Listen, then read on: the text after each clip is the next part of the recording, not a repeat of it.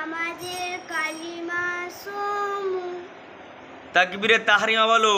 তাকবীরে তাহরিমা নামাজ শুরু করার সময় বলবে আল্লাহু আকবার। রুকু তাসবিহ বলো। রুকু তাসবিহ সুবহানা রাব্বিয়াল আযীম। তাসমিহ বলো।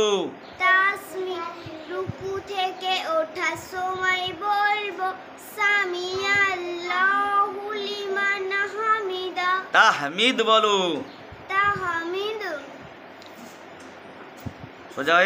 সোজা হয়ে দাঁড়িয়ে বলবো রব্বানা লাকাল হামদ।